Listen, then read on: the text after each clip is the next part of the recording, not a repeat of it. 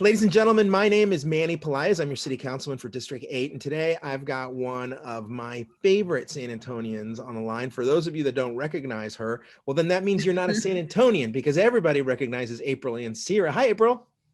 Hey, Manny, how are you doing I'm today? doing great. I'm just delighted to have you on, and that you gave me the time. I know that it's your spring break, and you're with your baby on vacation. And April, you are coming all the way from Colorado, where y'all Yep. went skiing. And so I don't know why you would leave the horrible polar vortex to go back to the cold. You're much braver than me. I had to remind myself that I liked snow. Yeah. So this is sort of like reprogramming your brain. Once you have some form of intolerance to something, you're like, wait, I remember this being better. And so I came over to here to what I'm calling happy snow, intentional snow. Yeah. Good. Well, I want you to be safe while you're up there. And I know that you're with your family. And maybe we start there. Tell me a little bit about your family, starting with one of my BFFs, your little girl. Yeah, Hopi. Well, her name's Hope. I call her Hopi. It just lends itself to that. But I have two kiddos, Gunnar Thompson, who is 10, and Hope, who is 8. Gunnar will actually be 11 on the 12th. And we kind of did a dual little birthday party up here with my parents because my dad turned 77 on March 1st. And my sister's here with her kids. So we had like a little mini family birthday party for them both, nice and safe inside the condo up here. So it was great.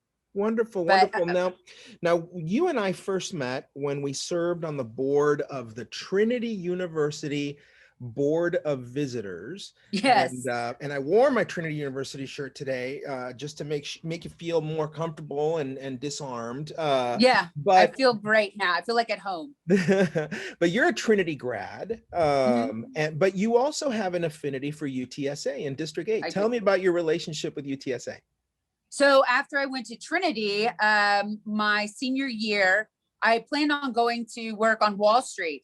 I was getting an interview set up with Smith Barney. It was going to be great. And 9/11 occurred. And so we all know what happened to Wall Street immediately after.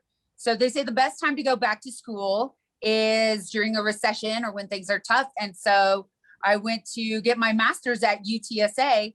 And actually, the cool thing is that's the summer I sold cars for my dad. I got out of the back office, cashiering and what have you. And that's when I fell in love with the car business. But you're a big booster. I mean, I see you often out there cheerleading for UTSA. Not every alum, has the megaphone that you've got. And I'm so impressed that you dedicate so much time and so much of your bandwidth to making sure that people know how great UTSA is. That's, you could easily just go out there and sell cars and, be successful, but you give back by lending your voice to some of this stuff, right? You know what's so fun about this community is they like engagement, and really I like engagement. So all you have to do is ask me. I remember at the start of this horrible pandemic, I picked up the phone and I just told you, the battered women and children's shelter has a problem on its hands. We can't seem to get a hold of one of those non-touch thermometers, right? And you said that's unacceptable. And you went the next very day and you got us a bunch of thermometers. And and it was you and it was your mom and your family. You just told everybody, cough it up. You're handing over thermometers. Yeah. And it wasn't too bad. It was $20 to $30, but it was one per customer at Costco. Yes. So I had to enlist other people. Yeah. And, you are a mom, you run an enormous business, right? And you've got so many things to take care of, and that you made the time just to go hunt down a thermometer for me. I think really speaks volumes about, what you consider to be your role as a San Antonio leader. And, I've paid a lot of attention to the way that you operate as compared to a lot of the other folks in the auto industry, right? Most people in the auto industry, you'll see them on TV and they say, sale, come on down and buy a car from me. You don't lead with that. You lead with, hey, San Antonio, let's help each other out. And that the business will come just by making San Antonio feel like you guys are as invested in your neighbors as they are in, you know, in their own neighborhoods. And I got to tell you, this world would be such a much better place if everybody, you know, operated according to the April Ancira model. Aw. Yeah. Well, thank you for saying that. So most auto dealers are good people. I Yes. have to say a lot of them really put in a lot and donate a lot, like your Rick Cavenders out there. I know the Guns have been pretty involved, and I mean, shoot, we know McCombs, there's several buildings named after that Yes. guy. But you know, when it comes to being spokespeople or whatever, except for Rick Cavender, Yeah. most of them are quieter about it, right? And they go about their day, you know, with the main focus of the business, which may be sell, sell, sell. I just kind of go with the flow, right? I did a commercial, and I was pregnant. And there was some people saying, hey, you don't want to be on TV pregnant. That's not your look. That's not what's appealing. After I talked to my dad, he's like, forget it. That's who you are. Why do you have to hide who you are? So I did a commercial pregnant with Gunner. And then once I had him, they thought, okay, people are going to wonder, where's the baby? Now you're just not pregnant. So our friend was like, you should be like, we have new deliveries. And so was born the family feel, the even bigger family feel of our commercials now, right? So now you not only have my dad from back then, you have me, my kids, my sister does one for Volkswagen, my mom does one for Kia.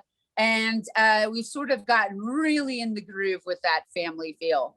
But getting back to the community feel, which is a part of the family feel, I have to tell you, you can't give me too much credit here because it's a little bit self-serving.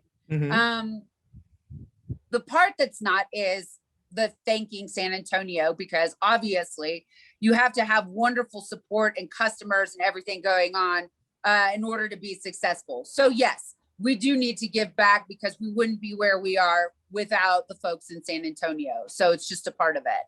But the self-serving portion of it is we need San Antonio to be successful. Yeah. We want car buyers. We want people coming in to service their car. How do you do that? You make sure that they have an education. You make sure that they're going to the schools they want, or their education is good there, that they're able to feed their families, that they have the jobs they need to support themselves, that they're surviving major illnesses or catastrophic events. So in order to have a successful community, for us to be successful, we need to help San Antonio be successful. So I have to tell you, a little bit is long-term self-serving. That's right. That's right. Now, let's start there. How many employees do you have? Well, we've had anywhere from 650 to 800 employees, depending on how many stores we have and what the economic climate looks like. Sure. And, you know, those employees, I know, because I've heard you talk about them. You guys talk about them in terms of family members and team members as opposed to workers, right? Yeah, I hate using coworker. I like team members. Yeah. And, you know, your team members, they had it really rough, you know, 3 weeks ago for this polar vortex, right? And this pandemic has been difficult on everybody. How have you, you know, at the Ancira companies been managing that difficulty that your team members are facing? Well, okay, so we are lucky and blessed to be in a financial position to be able to handle things of this nature and take care of our employees. In late 1980s, the stock market crashed. My dad got down to 1 month before he was going to have to close. Between an amazing lender, GMAC, and the employees saying, hey, we'll donate hours back. We'll do this, that to stay open. And he stayed open and he swore never again. So since then, we've been cash hoarders because you never know. Look at COVID, right? So initially for COVID, before PPP came out, we came out with our own PPP plan. We're like, you know what, let's rotate a third out for distancing. Let's pay the people that stayed home, kind of like a disability. PPP turned out to be way better because we paid them way more than that. We were like, this is fantastic. We don't have to have an internal program. So thank goodness for that, because we got to really pay people and keep everybody at that time. because it looked ugly. Oh my gosh, it was ugly. Yeah. Things like now we get the polar vortex or snow vid, as everyone was Yeah. calling it. And we made the decision to pay everybody like PPP and all the hourly workers during that regardless. I assume that you're teaching your daughter and your son the same lessons that your dad and your mom taught you, right? And that Mine are much better. No, I'm just kidding. but from the sounds of it, from the difficulties that your dad had in the 1980s, it Yep. sounds like that your dad passed on lessons of resilience to you, right, and your siblings, and now to his grandchildren.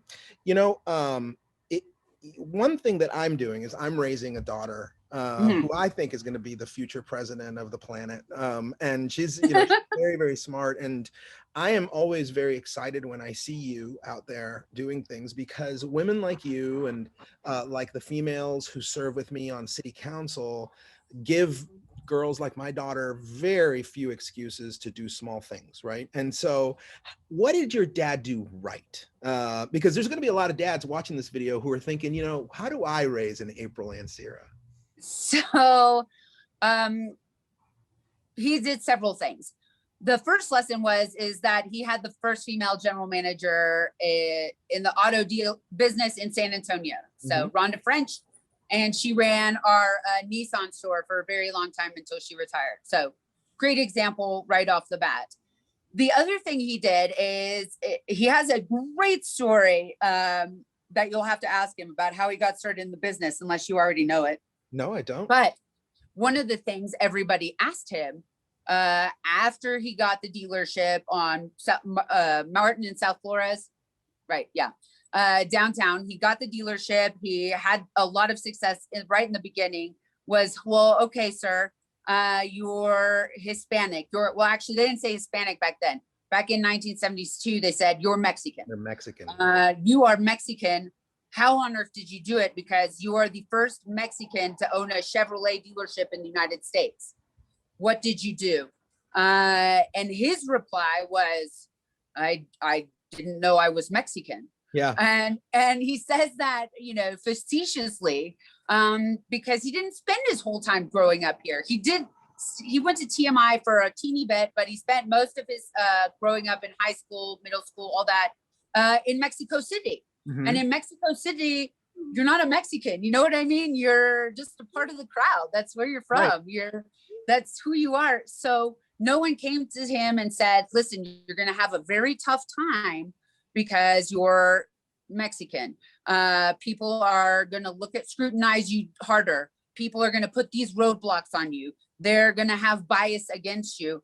And so he already had a level of self-esteem that was high enough that it could carry him through this kind of process. And so he just kept his head down and did what he needed to do. So what he did not do was ever tell me that anything would be difficult because I was a female. He just, Dad, I want to play tennis. Great. Have a good time. Dad, I want to sell cars. Absolutely. Let's go. Dad, whatever it was, I aspired to do. He was like, sure, let's make it happen. Let's do this. You're a philanthropist. You're on a whole bunch of different boards. And then on top of that, you're a triathlete. I read that. Is that right? Yeah. Oh my God. So I bet you can't do this kind of discussion narrative that you might hear from some people. That's one of the things where I took off. So I think the first thing I did was I got my pilot's license. Yay. I sang the national anthem. That didn't go so well at the missions game, but people said I couldn't do it. Turns out they were right. Haven't been invited back, but that's okay. I gave it a go. I failed and I'm still living. I'm still standing. Yeah. So that's also a good lesson. Stand-up comedy is one I do a lot more now of. And what you said, a triathlete, right? April, you're an inspiration, and I could do this with you for another 3 hours, but we've reached our stop. Folks, This is one of our local heroes, and Oh, thank I you. got goosebumps just getting to talk to her and listen to all her stories. April, where can people contact you? I know that Ancira has a website, but if they got questions of you on how to accomplish important things, or how to get into your business, or just how to be a better leader, how do people reach April Ancira? Absolutely. So the super easy way is Facebook, Twitter, Instagram. I read and reply to all my messages unless they're inappropriate, and then you get blocked. Right. So let that be noted. Good. Nothing inappropriate. The other way is I have no problem giving out my email. It's to the world, Ancira@ancira.com. Okay. My first initial, last name. So they can write me, they can Instagram, whatever they want to do. I answer everything. Sometimes if I'm on spring break with my kids, I might take a little bit longer to get to you, but I promise I'll get to you. Ladies and gentlemen, take a moment out of your time and thank April for us down in the comments below, and visit her on Facebook and Twitter and on Instagram and MySpace and Tinder and all the other places. Not Tinder. Sorry, not Tinder. April, have a terrific vacation. My best to your family, and be careful on the slopes, okay? Awesome. Thanks, man. See you later. Bye-bye. Bye.